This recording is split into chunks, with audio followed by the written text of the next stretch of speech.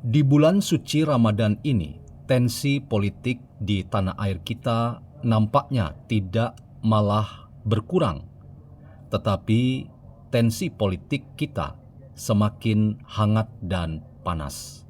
Hal ini tidak lepas dari isu-isu yang secara sadar dikapitalisasi untuk meramaikan berbagai macam persoalan yang lagi-lagi sasarannya adalah satu saja, yaitu menghancurkan harkat dan martabat Joko Widodo, keluarganya, dan antek-antek Jokowi. Bagaimana kita membincang 3 sasaran tembak yang sedang disiapkan secara terstruktur, sistematis, dan masif oleh lawan-lawan politik Jokowi untuk targetnya menghancurkan Jokowi. Bagaimana kita membincang hal ini? Selamat datang dalam channel Meragukan Filsafat, sebuah channel yang secara sadar dibangun untuk turut mengedukasi ruang publik virtual Indonesia dengan menawarkan alternatif berpikir dari lensa pemikiran filsafat untuk membaca fenomena sosial, politik, kebudayaan dalam konteks Indonesia kontemporer, tanpa berpretensi untuk menggiring opini kita mempercayai pandangan-pandangan dalam channel ini. Teman-teman, saya ingin mengajukan sebuah tesis bahwa apa yang disuarakan oleh kelompok-kelompok tertentu dalam masyarakat kita yang terus-menerus secara terstruktur, sistematis, dan masif untuk memperkeruh suasana politik di tanah air kita harus kita anggap sebagai musuh negara. Mengapa? Oleh karena mereka tidak pernah memiliki cara pandang selain cara pandang tunggal saja, yaitu tujuannya adalah untuk memperkeruh dan membuat gaduh dalam hidup politik dan demokrasi di tanah air kita. Target mereka tidak ada yang lain nampaknya, yaitu menyerang rezim pemerintahan Prabowo Subianto agar target-target yang menjadi tujuan politik jangka pendek mereka itu dapat dipenuhi oleh seorang Prabowo Subianto. Saya mencatat misalnya ada 3 tujuan yang hendak disasar oleh kelompok-kelompok ini yang saya sebut sebagai kaum nyinyir yang hanya menebar disinformasi, fitnah, dan ujaran kebencian. Mereka bermaksud yang pertama adalah memakzulkan Gibran Rakabuming Raka dari jabatannya sebagai Wakil Presiden Republik Indonesia.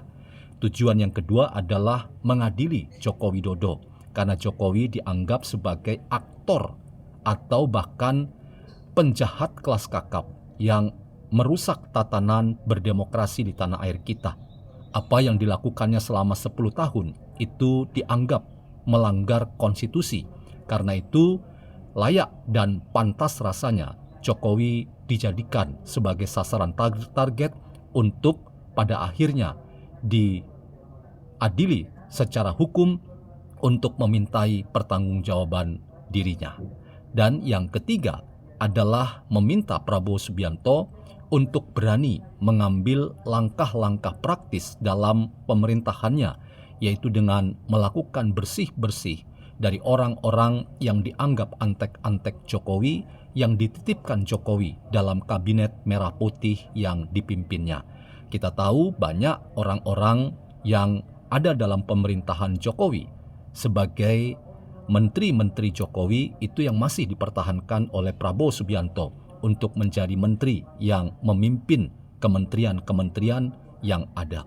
Nah, teman-teman, apakah usaha yang dilakukan oleh orang-orang yang terus-menerus mempertanyakan hidup politik dan demokrasi di tanah air kita benar-benar akan mencapai target-target yang memastikan bahwa usaha mereka itu akan berhasil?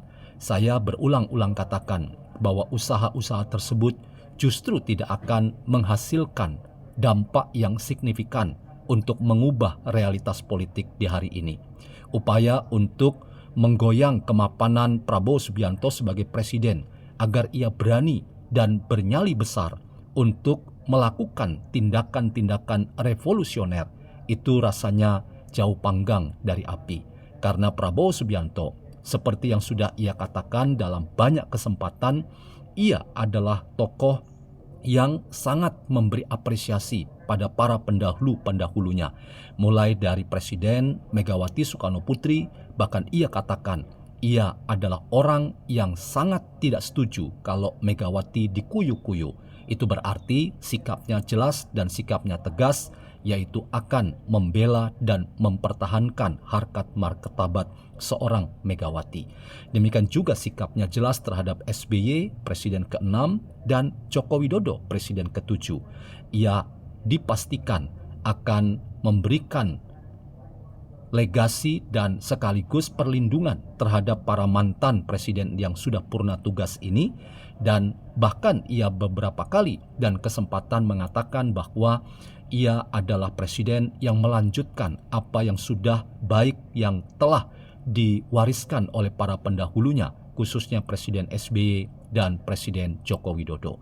Karena itu, harapan-harapan yang selalu dipompa ke permukaan untuk memperkeruh opini publik bahwa ada persoalan terkait dengan hidup politik dan demokrasi di tanah air kita yang sengaja dihembuskan secara sistematis. Saya ingin katakan bahwa semuanya itu tidak akan menuai hasil.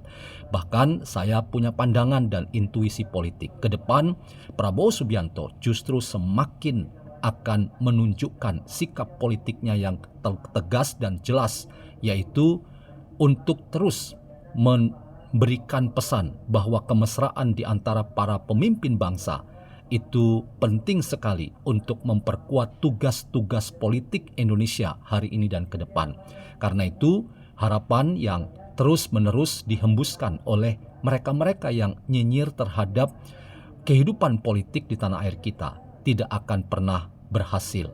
Apa yang mereka targetkan untuk memaksulkan Gibran Rakabuming Raka itu hanya akan menuai kegagalan, karena itu adalah tindakan yang inkonstitusional.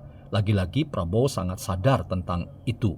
Kemudian usaha untuk mengadili Jokowi tanpa pernah ada proses hukum itu juga tidak akan berhasil, karena tindakan itu juga dianggap sebagai tindakan yang melawan hukum.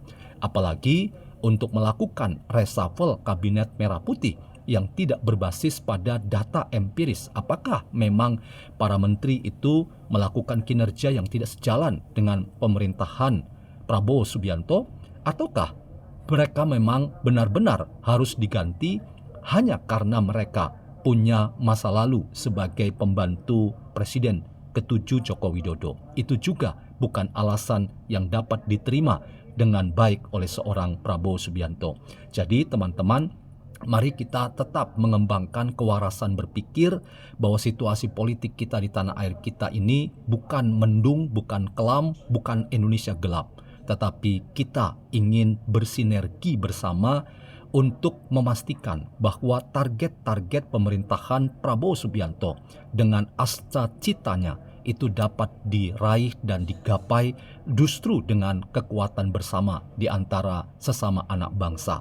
Kita lelah dengan berbagai macam tuduhan dan bahkan stigma-stigma yang selalu dikembangkan sebagai cara berpolitik yang penuh kebencian. Itu semua tidak menolong kita untuk membayangkan Indonesia yang semakin baik. Malah kita menjadi orang yang berjalan di depan, berjalan di tempat, dan tidak pernah akan membuat kita menjadi bangsa yang bisa bergerak ke depan menjadi bangsa yang semakin baik. Karena itu, akhiri politik kebencian, karena politik kebencian itu hanya akan mengalami kegagalan, dan kita membutuhkan politik yang dibangun dari sikap yang apresiatif terhadap situasi politik di tanah air kita hari ini dan ke depan.